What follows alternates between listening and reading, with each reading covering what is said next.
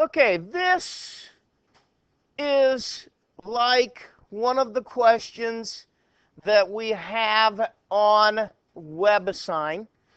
So we're going to work through it just so you can have an example on it. Now, the whole thing about this, I guess let's read it first. Hydrogen peroxide, H2O2, decomposes to form water and oxygen. How many liters of O2 can be made from 334 grams of hydrogen peroxide if the density of oxygen is 1.428 grams per liter? Now, typically, they don't just throw in values to you for no reason. Now, I have seen WebAssign do this before, but typically they don't. Now, why did they throw in this density? Okay?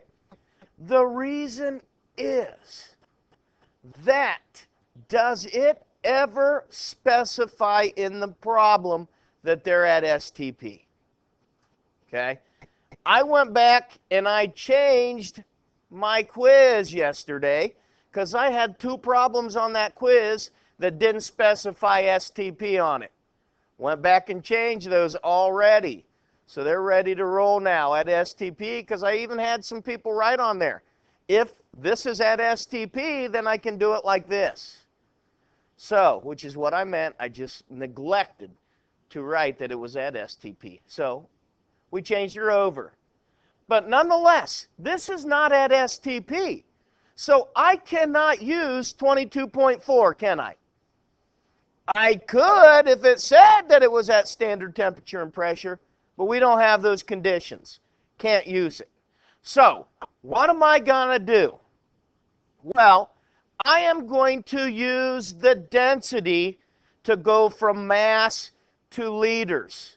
But I first have to convert to mass. So, like everything else, I'm going to start out with a balanced chemical equation. I'm going to start out with a balanced chemical equation. Hydrogen peroxide decomposes to give water and oxygen.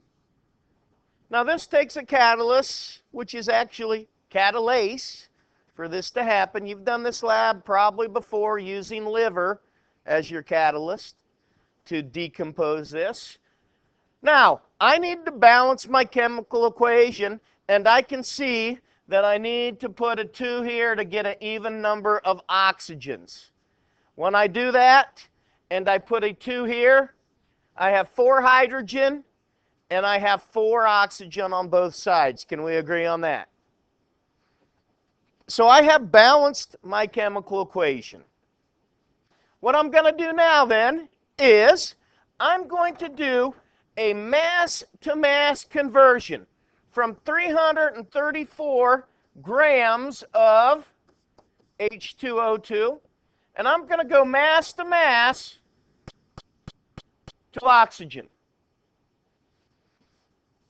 So when I do so, I know that 34.0146 grams of hydrogen peroxide is 1 mole of hydrogen peroxide. That is the molar mass of hydrogen peroxide. So I get my grams of hydrogen peroxide to cancel. I've now converted this to moles of hydrogen peroxide.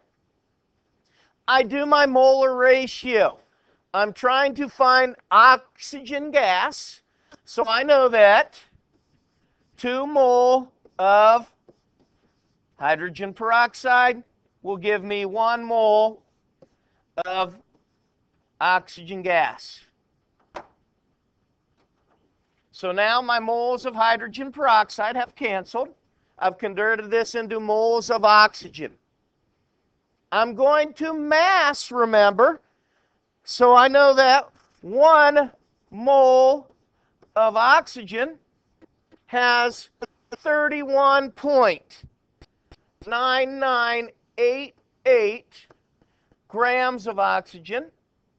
That is the molar mass of oxygen. When I do so, my moles of oxygen now have canceled. So my answer, when I calculate my math here, my answer is going to be in grams of oxygen. So I'm going to go through and program this into my calculator to get my number.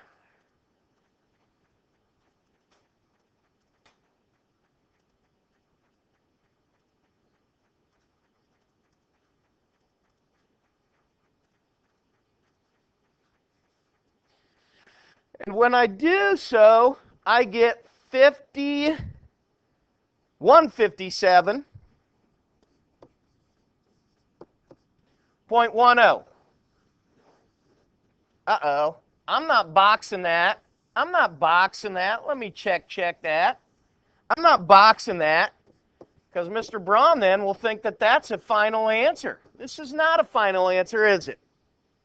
Okay, this is not a final answer. This is not in sig figs yet because I'm going to use the density to convert this into a volume. I know density is equal to mass divided by volume, so volume is going to be equal to mass divided by density, right? When I work my equation, when I manipulate that equation, V is equal to M over D. Well, I have an M right here, right? What was my D? I come back up here, 1.428 grams per liter. So my grams are going to cancel.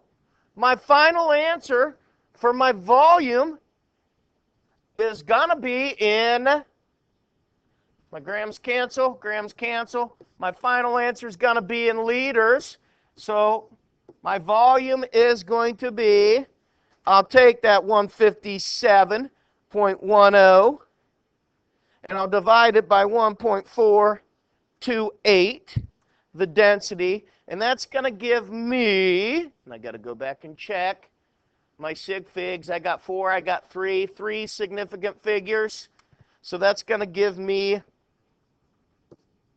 110, and I'm going to put a point right there to signify that that indeed is a significant 0 there.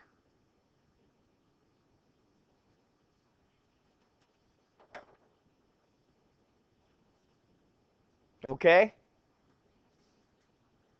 So, when we are dealing with this, now once again, let's review.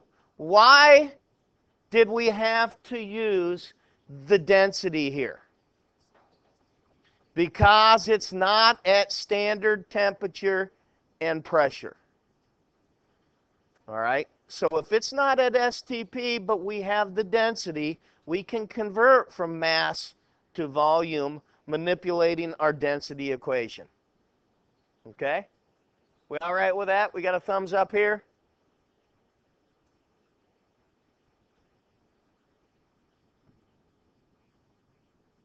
Okay. Good.